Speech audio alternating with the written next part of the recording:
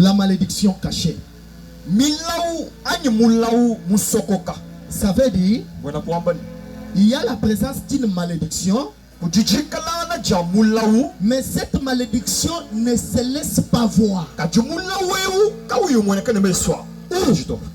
Les gens qui subissent cette malédiction n'ont pas la connaissance parfaite sur ce qui leur dérange.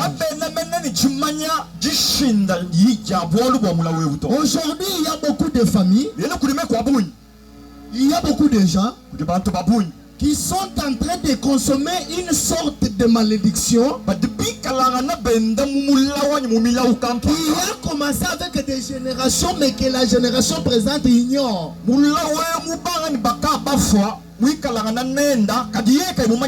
D'abord, la malédiction, c'est quoi?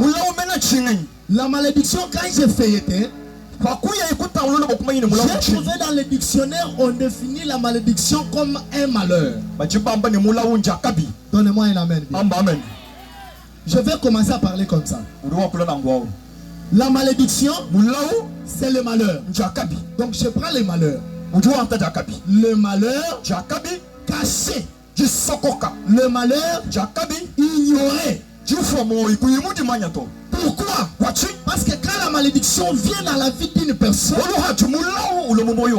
lui donne la vie de souffrance. Soit dans la parole, soit le malheur là se cache dans un nom, et ça à l'appel du Seigneur. Le deuxième jour, la Bible dit que Dieu a créé l'étendue. Il a dit que la mer, que les eaux se divisent en deux. Qu'une partie soit en eau et que l'autre partie se trouve en mer. Et il a créé l'espace. Alléluia. Amen. Et le troisième jour, Dieu s'est décidé de subdiviser l'eau qui était sur terre. Et il a dit, dans l'eau, il y a une subsistance qui devrait sortir. Et cette subsistance s'appelle sec, qui est la terre. Il a dit, cette subsistance sera appelée terre. Et l'eau qui est dans l'étendue sera appelée ciel. Et quand nous arrivons à la 6e journée, Dieu a recouru à la terre pour former l'homme. Alléluia. Amen. Et à la 6e journée, Dieu a éduqué l'homme. C'est seulement pendant la 6e heure, la 6e journée. Alléluia. Amen. Parce que prophétiquement, nous disons qu'un seul jour devant le Seigneur, amen. Ça veut dire le un jour de l'éternel dans sa création, ce n'est pas comme 8, 6 heures jusqu'à 19 heures jusqu'à 0 heure. Non, ça a pris 1000 années. Et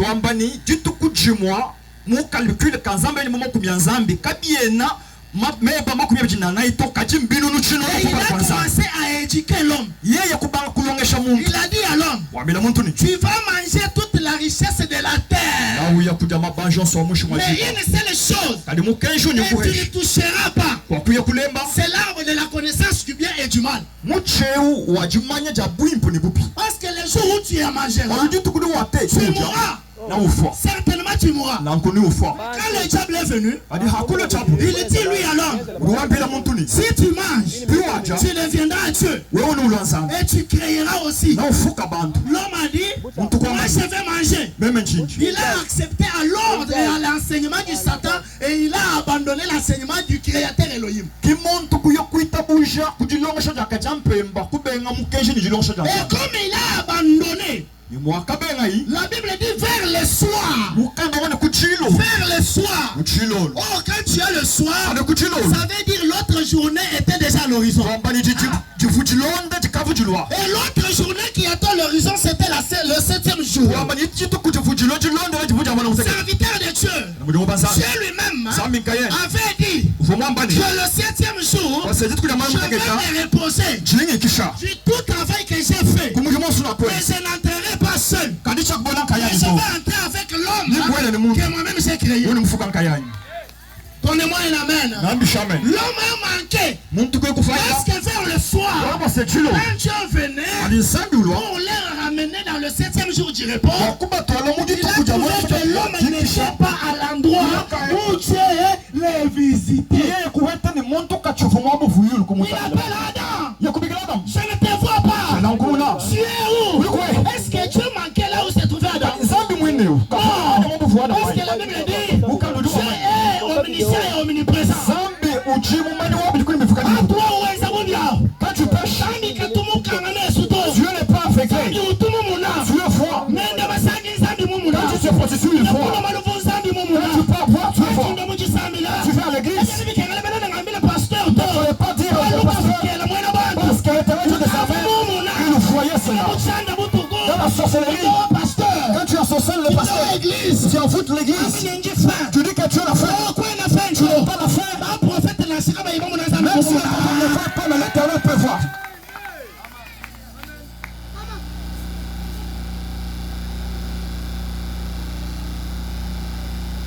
Adam, tu es où? Je me suis caché parce que je suis nu. Qui t'a dit ça? C'est la femme que tu m'as donnée. Toi, la femme vient. Qui t'a dit ça? C'est le serpent. Aujourd'hui, ces habitudes-là sont dans l'église. Si tu trouves les gens murmurant, la personne qui a l'information, si tu lui demandes où est-ce que tu as trouvé l'information, il dirait la personne qui lui a informé, quand je passais la route, j'ai écouté, on parlait de ceci, cela. C'est la raison pour laquelle je te conseille que ton si tu veux voir la mère de Dieu, arrête le murmure. Je les rappelle. Allez, venez tous ici. Toi, le serpent. Comme tu as trompé l'homme, tu ne marcheras pas debout. Comme tous les animaux. Mais tu marcheras avec ton ventre. Tu n'auras pas quoi manger. Tu mangeras la poussière. Satan aurait peut-être dit que tu colles. Satan a été fortement puni par Dieu. Et Dieu se tourne vers la femme. Comme tu as entendu l'enseignement du diable, toi, tu mettras au monde. Parce qu'il t'a dit que tu créeras. Tu mettras au monde, mais dans les douleurs. Maintenant, le problème est sur l'homme. Il se tourne vers l'homme. Pasteur, il se tourne vers l'homme. Il regarde l'homme. Il se voit lui-même. Dieu regarde Adam. Il se voit lui-même. Il dit, si je vais seulement ma parole de colère pour annoncer contre Adam, je vais me maudire moi-même. Pourquoi je dis cela? Parce que la Bible dit que Dieu a appelé les comités pour leur dire, allons-y, créons l'homme à notre image et à notre ressemblance. Adam était Dieu en miniature. Pourquoi la Bible dit non, nous ne sommes pas inférieurs à Dieu. Nous sommes un peu inférieurs à Dieu. Nous sommes plus que les anges. Nous sommes plus que les anges. La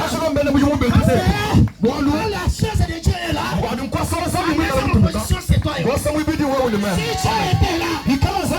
Dieu était là, il peut dire Amen. C'est vrai. Si Dieu est seulement là, tu sais, avec ta présence dans ta famille, les choses qui n'ont pas été créées, avec tes parents, avec tes arrière-parents, ça commencera avec toi.